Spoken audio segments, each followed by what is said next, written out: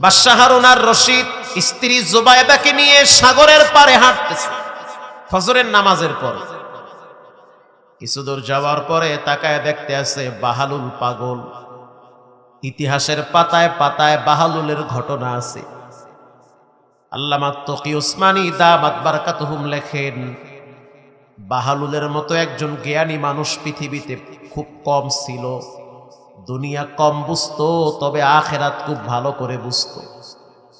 মাঝে মাঝে পাগলামি করত, তবে আল্লাহর পাগলামি করত। গোরস্থানে গিয়ে বসে থাকত, যেখানে কেউ নাই, একা একা চুপচাপ গোরস্থানে বসে আছে। হারুন আর রশিদ জিগায়, এখানে কি লেগে বয়ে রয়েছে? আমি এমন এক প্রতিবেশীর কাছে আসছি যারা আমাকে কষ্ট দিবে না। আল্লাহু আকবার বললেন না? কবরের মানুষ কষ্ট দিতে পারে, তা আমি তো তাদের কাছে আসছি। এরা ঝামেলাও দিবে না, চিল্লাচিল্লিও করে না, মারামারিও করে না, বিড়ি নিয়ে কারাকারি করে না, চার দোকানে বইয়া সমালোচনাও করে না, চুপচাপ হইয়া রইছে।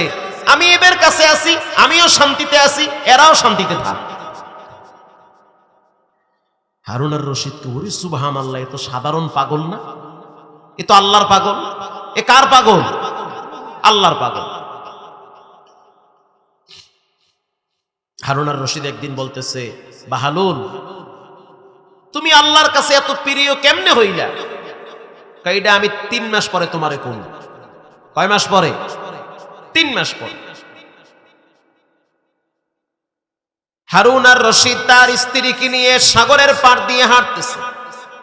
কিছু দূর যাওয়ার পরে দেখতেছে বাহালুল পাগলা 2টা পা বালুর নিচে দিয়া, মানে বালুর নিচে 2টা পা গেড়ে ফেলেছে, আর বসে বসে আঙ্গুল দিয়ে একটা ঘর বানাইতেছে।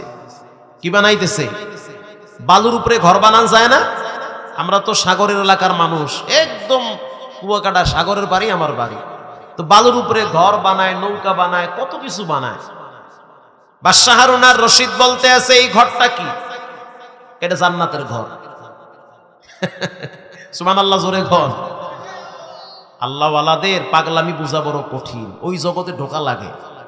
এ তো শরীয়তের পাগল। শরীয়ত বাদ দিয়া যারা মারেফত নিয়ে পাগলামি করে, এরা আসলে মূলত আল্লাহর পাগল না, এরা ভণ্ডামির পাগল।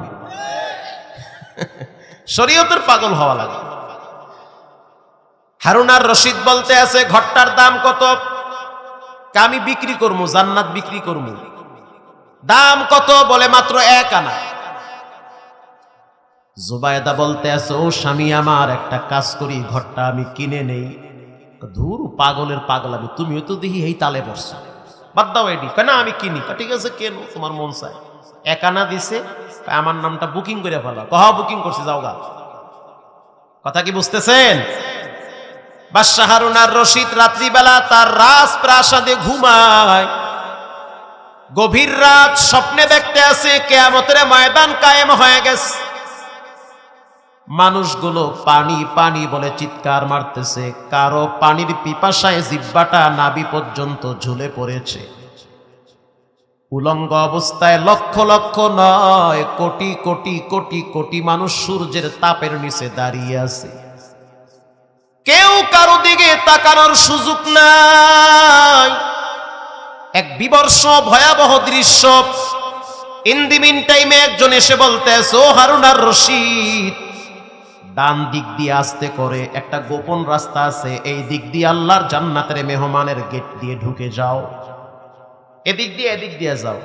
এটা স্বপ্নে। কি দেখতেছি? স্বপ্নে।